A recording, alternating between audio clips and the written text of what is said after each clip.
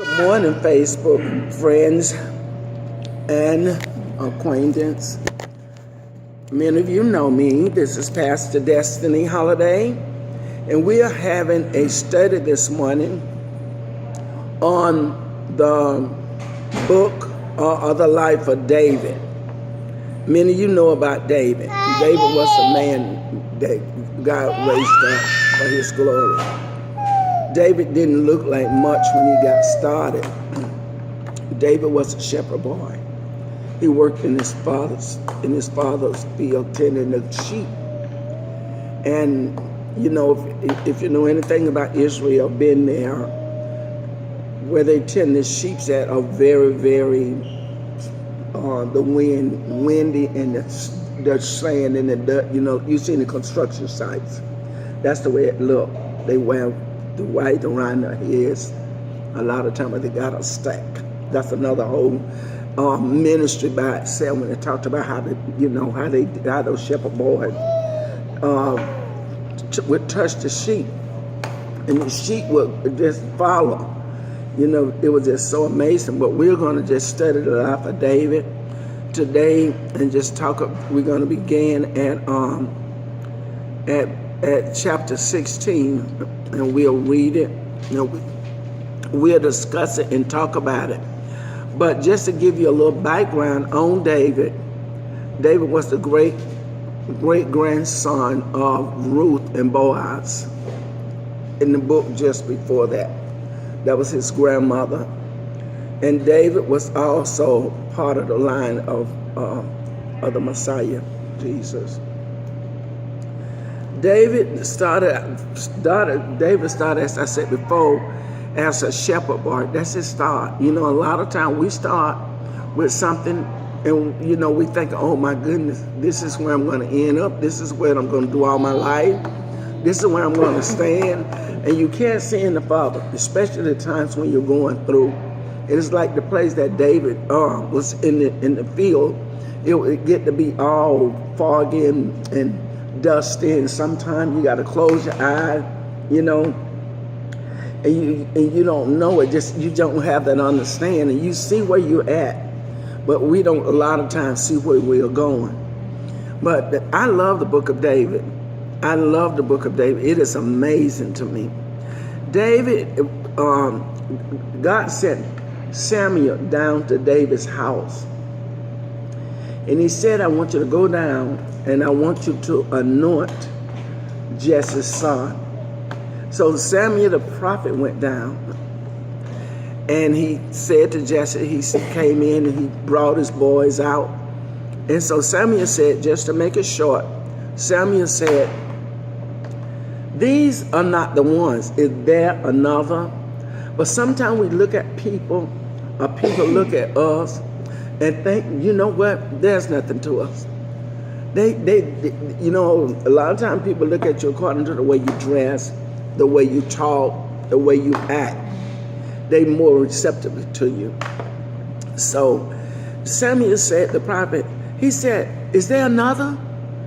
And Jesse said, yeah, he's in the field. I'm just paraphrasing somewhat. So Samuel went down. So Jesse sent for his son David.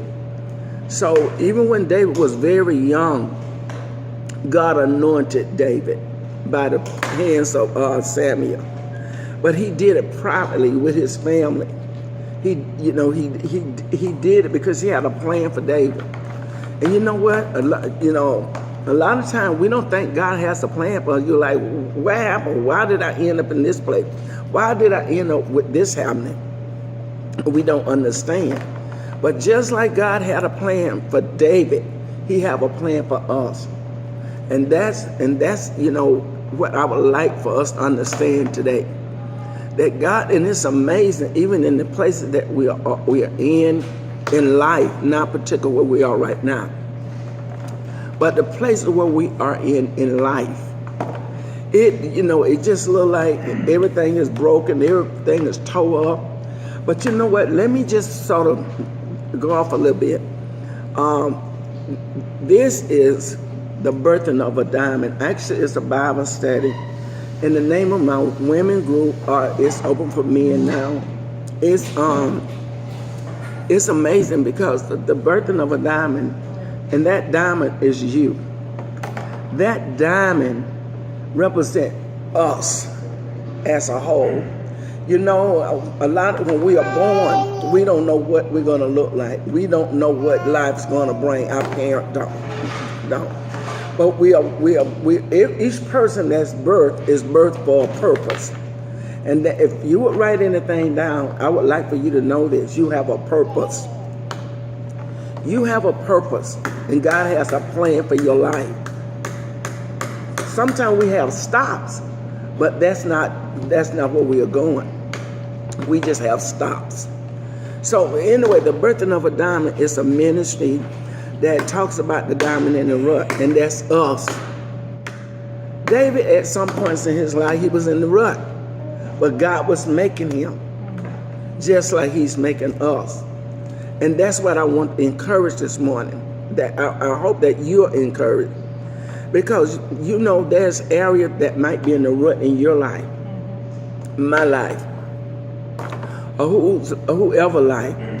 But one thing that we must always know, that is not the end. It's not the end. It's just a stop. But we're going to just move on and talk about David, and we're going to start at verse 16. And the Lord said unto Samuel, how long wilt thou mourn for Saul, seeing I have rejected him from reigning over Israel? Saul is part of the plan. So God had anointed Saul, but Saul was disobedient to God. And he had raised up. God knows what's going to happen even before it does. He already knew what the scene was going to be. And that's like in our lives. He know what the scenes are. We don't many times. We don't know what the scenes are, but we just got to keep the faith. We got to keep believing and trusting that God is going to work it out. And Samuel he loved David. He loved Saul. He wanted Saul to make it. He wanted God to keep Saul as that king. But he said, I rejected him from ruling over Israel. He said, fill that horn with oil, and go, I will send thee to Jesse the Bethlehemite, for I have provided me a king among his sons. Oh, he take the, you know what? He take the sometimes he take the least among us to show himself in them. So a lot of times we don't feel good about ourselves. We think, you know what, I'm so down and out. Everything just seems to be going wrong. This is where I'm at. Oh my God, how can God use me? But what he did this to let us know that, you know what, it's not always those that look good. The other boys, they was fine. They looked real good. They was in the house. Jesse was in the field. You know, a lot of times that's what we judge people by. We be in their positions, and we look down on ourselves like, oh wow, you know what? You know, I'm nobody. And you know, you ever had people look over you? Yep. See, and even Jesse himself said, got to be some of these fine boys. Got to be some of these good-looking boys. And the prophet said, these are not them. He said, would there be another? And it's just so powerful. And Samuel said, how can I go? If Saul here, let's see, let me back up. Okay. You want this thing? Yeah, you want to give this to me? Yeah, but I made that, I don't remember where it was, achievement somewhere. Okay. I made a bunch of those damn things and we don't have room for it. Okay. Wow. This is beautiful. Somebody just walked up and gave this to me. It's awesome. I think you did this yourself, right? Yeah. He did this himself. This is a gift for my new house. That is beautiful. Isn't that awesome? Isn't that beautiful? You see, oh my goodness. See, that's what it's all about. A lot of time when we in in a position where we think ain't nothing happening. No, we got it. God send angels. He send people to be a blessing to us, to encourage us, no matter what the journey is, just like He did David. I was told that yesterday. I had a lady call me and she's down and out and she's been drinking a lot. She called me and I said, you know what, you just need to remember you're worth it. You know, keep going. You are a worthwhile person and you deserve it. And she said, you know what, you're an angel. I needed to hear that. Well, you know, if you need to call me, call me. Because I've been sober for 15 months and if I can do it, you can do it. Praise God. That's great. You know? That's awesome. That's the testimony. Yeah. That really is. Yeah. You know, and oh my God, you know, we all have testimony. But you know what? I'm so glad you're tuning in this morning with the Birthing of a Diamond Bible study. It's just amazing. We don't have a particular form. We just talking about the Word. We just sharing the Word. We're sharing the testimonies. Hallelujah. Praise God. So let's keep going. Samuel, he really wanted God to continue to keep Saul. But let's go down to verse 2. And Samuel said, how can the prophet said, how can I go? If Saul hear it, he will kill me. He how can I go down to Jesse's house? How can I do that? But you know what? We must be obedient. We must be obedient to the assignment that God has for each one of us. And He's able, He can use us. And the Lord said, take a heifer with thee. That was a heifer was a cow. You know, He says, I am come to sacrifice to the Lord. And call Jesse to the sacrifice. See, God is a God of order. He's a God of plan. And you know, and that's what we must do. We must begin to have order and plan. If we just go without order, without plan, not that we're going to be going around in a circle. But all of this, I believe, will help us to begin to have plans for ourselves. And He said, I will show thee what thou shalt do, and thou shalt anoint unto me him whom I name unto thee, who I tell you. He said, that's who I want you to anoint. And the 4th verse said, and Samuel did that which the Lord spoke. Obedient. He was obedient. He didn't want to go because he loved Samuel. He loved Saul. Samuel loved Saul. He didn't want to go. He said, if I go, he said, Saul can kill me. He had power. He was the king.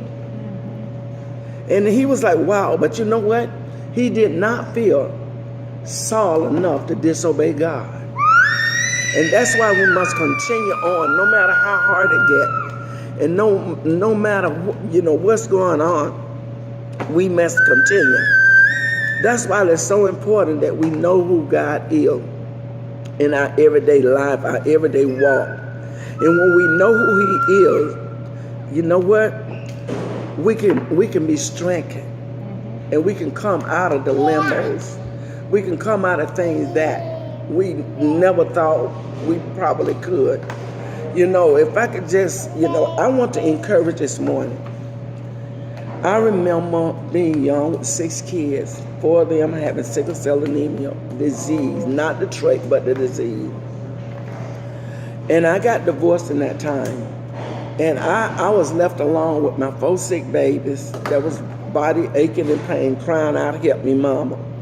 Young, didn't know what to do. And that was, I was in Florida, married young, and then I was a country girl, didn't know a lot about the cruelty of life. But you know what, through those times, when I look back to where I started, and where I'm at right now, I didn't start here. But one thing that I met the Lord on my journey in Florida, which helped me. I went to this old lady house, and every time I went to her house, she was talking about God. I didn't want to hear that. I thought when are they gonna change? She's gonna change her conversation.